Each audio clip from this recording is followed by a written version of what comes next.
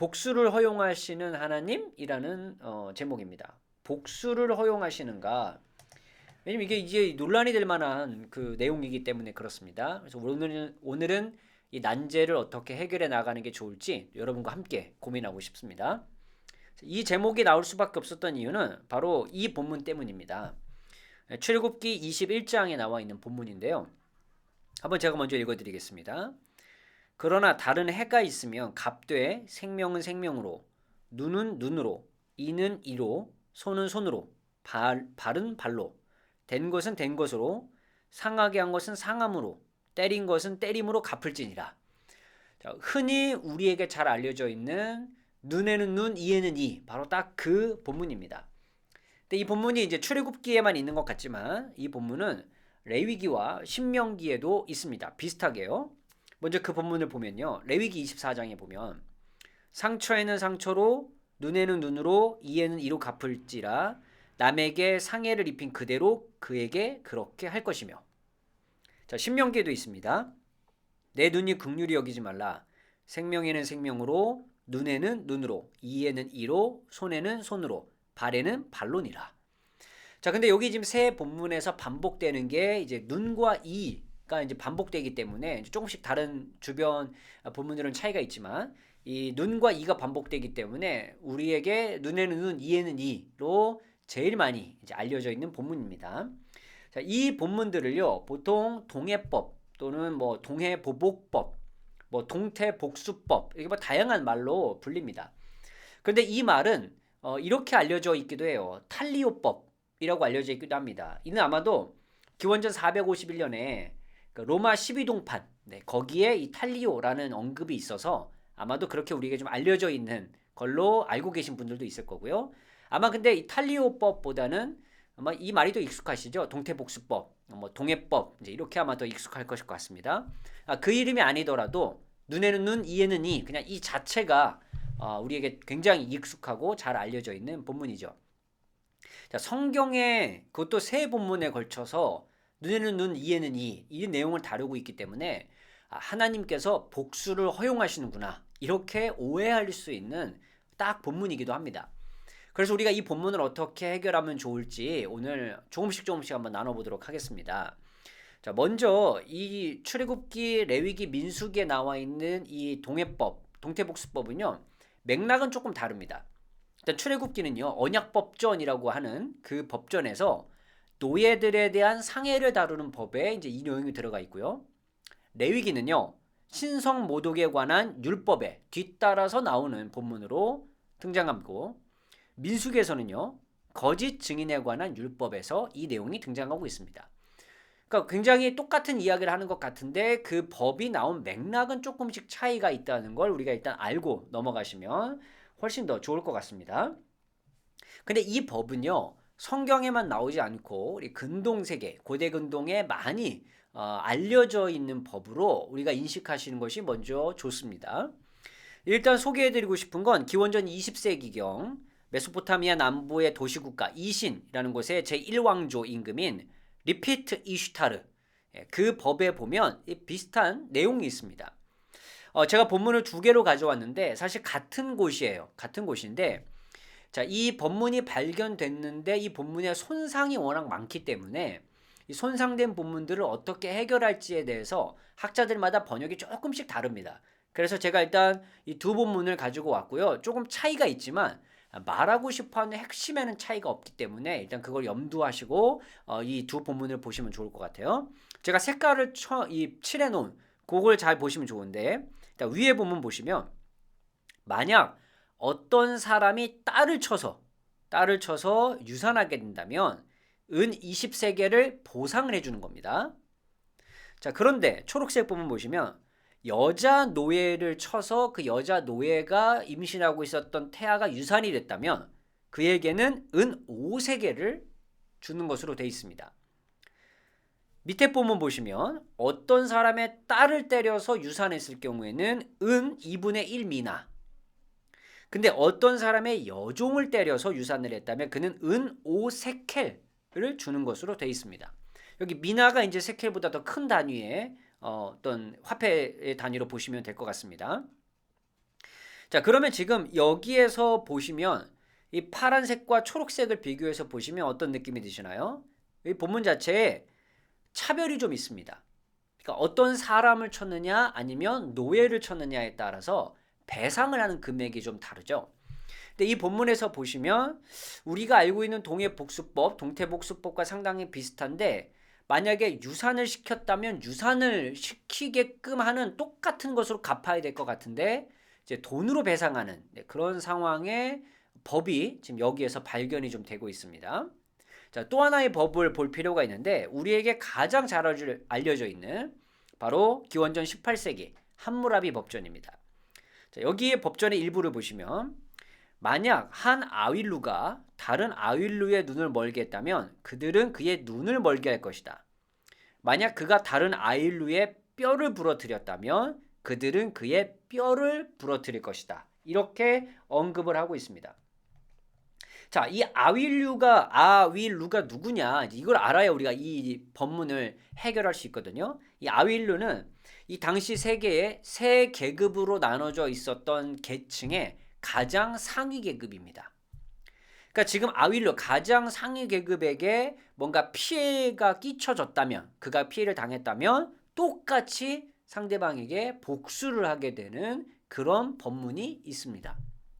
근데 당시에 이 아윌루만 있었던 게 아니라 그 밑에 평민이 있었고요. 또 그 밑에 노예가 있었습니다. 그런데 이 함무라비 법전의 법들을 좀 더 보시면 바로 이 평민과 노예에게는 이렇게 똑같은 복수를 하는 것이 아니라 이제 금전적인 배상을 하는 것으로 이 법문이 나와 있습니다. 그렇다면 지금 함무라비 법전과 그 앞에 나와 있는 법전들의 공통점은 바로 상위 계급과 하위 계급이 어떠한 일을 당했을 때 그거에 대한 어떤 배상 또는 보복을 하는 것에 있어서 아주 큰 차이가 있다는 것입니다. 그래서 과연 이 법들이 성경의 법과 유사한가 이렇게 봤을 때는 분명히 성경에 차이가 있다는 것을 우리가 좀 알 수 있겠죠.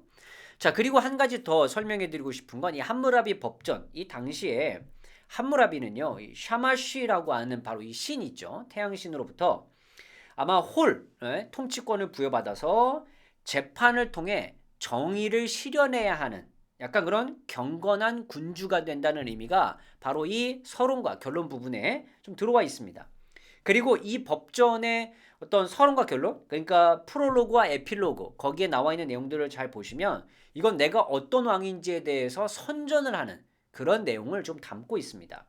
그렇기 때문에 이건 왕을 좀 드러내기 위한 어떤 법을 이 안에 담고 있지, 뭔가 그 이상의 의미나 어떻게 실현하는지에 대해서 뭔가 집중하는 것 같진 않아요. 물론 실현은 됐겠죠, 이런 방식으로. 하지만 계층 간의 차이가 있었다는 것, 사람을 나누어서 그 계급 간의 어떤 차이가 있었다는 것, 이게 지금 고대근동의 법전에서 우리가 살펴봐야 할 중요한 특징인 것 같고요. 하지만 우리가 보는 성경의 법에서는 이게 좀 다릅니다. 왕이 하나님의 명령을 받아서 아니면 재판관들이 명령을 받아서 뭔가 하나님의 법을 시행할 수 있겠지만 고대근동과는 달리 이 성경에서는 정의를 실행하는 건 사람이 아니라 하나님입니다. 하나님이 곧 정의의 실현자이시며 하나님의 정의를 실행하시는 진정한 통치자의 의미가 훨씬 더 구약에는 강하게 드러나 있죠. 그리고 무엇보다 중요한 건 이렇게 고대근동의 법전에서는 사람들마다 적용을 할 때 차이를 두고 적용을 하지만 성경에는요, 그런 계층 간의 차이가 없습니다. 모든 이들에게 다 똑같은 이 어떤 실행을 해야 된다는 것을 더 강조한 법이 바로 이 성경에 나와 있는 법이다라고 우리는 정리를 좀 해볼 수 있을 것 같습니다. 자, 그럼 이 법을 근동에 이 사람들, 법전을 본 사람들이 아니라 성경을 본 사람들은 고대 해석가들이 어떤 방법으로 이 성경을 해석해 왔을까? 우리가 또 그걸 보는 게 굉장히 중요하다라고 말씀드리고 싶어요.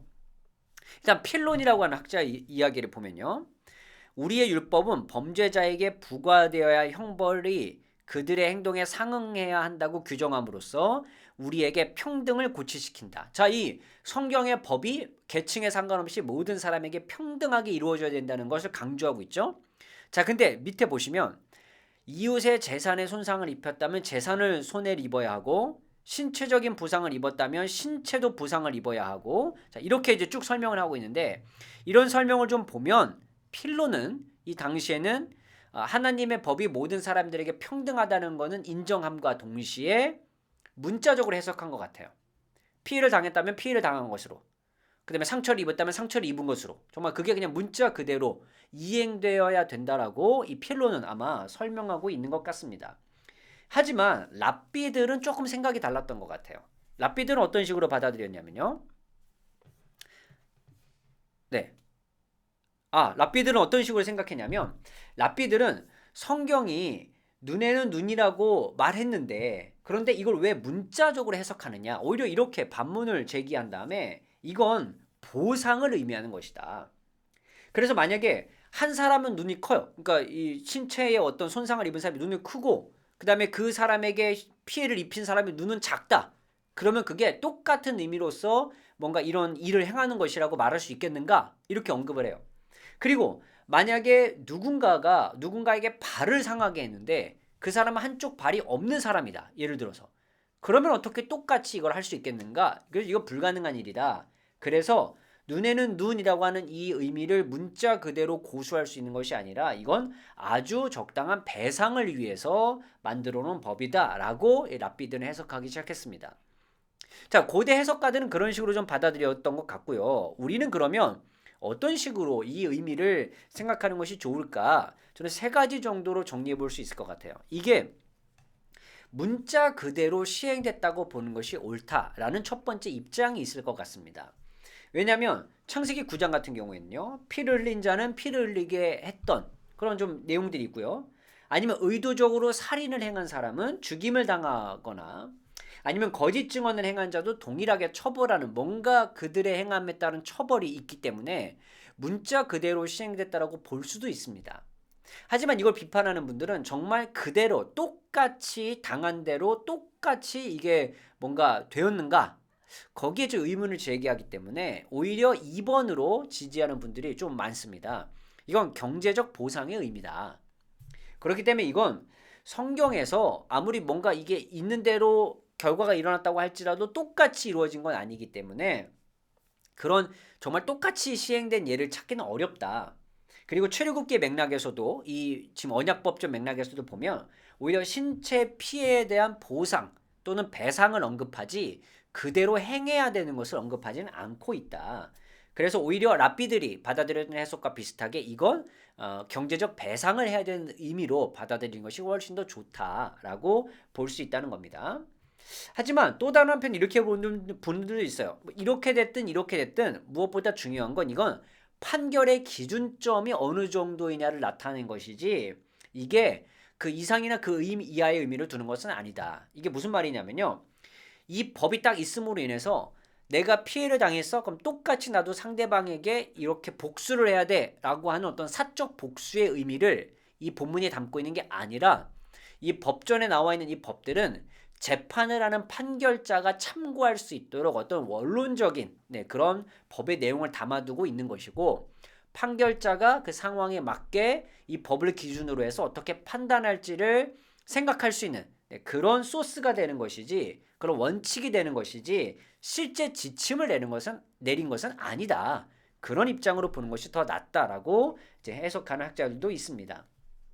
어쨌든 제 입장에서는요, 이 세 가지 의미가 다 뭔가 일리가 있는 것 같지만 오히려 3번이 가장 좀 뭔가 받아들이기 좋은 해석이 아닐까 싶어요. 이거 진짜 어떻게 판결을 내렸는지는 정확하게 알 수는 없겠습니다만, 그래서 오히려 저는 거기에 의견을 좀 더해서 판결의 기준점이긴 한데 이 본문 자체가 나타내고 싶어하는 것은 모든 이들이 법 앞에서 평등해야 됨을 가르쳐 주는 것이다.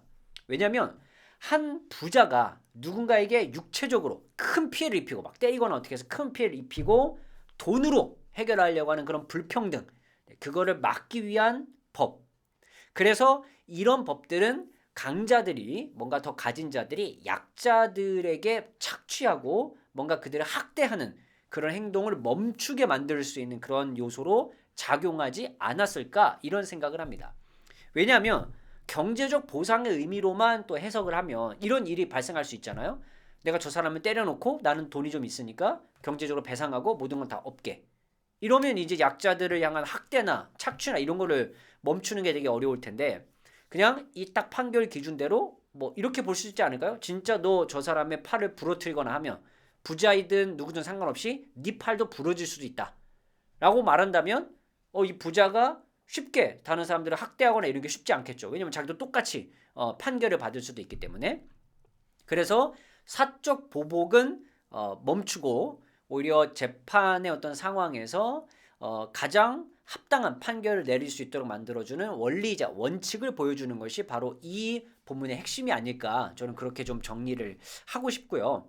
그래서 고대 근동의 법들과 좀 비교해 보자면 거기에는 계층 간의 차이를 두고 이 법을 적용시켰지만 하나님께서 이 출애굽기, 레위기나 신명기를 통해서 주신 이 법들은 모든 이들에게 이제 평등한 상황에서 어떤 이 하나님의 행하심을, 정의로움을 보여주기 위한 것으로 이 본문을 주시지 않았나, 그렇게 보는 것이 아마 좀 더 맞는 해석이 아닐까, 이렇게 좀 정리해드리고 싶습니다.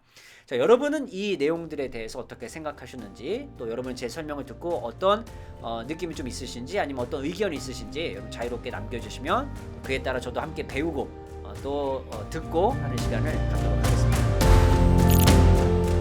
오늘의 컨텐츠가 도움이 되셨다면 유튜브 멤버십이나 네이버 프리미엄 컨텐츠 오늘의 구약 공부를 구독하신다면 구약을 더 깊이 배우실 수 있습니다.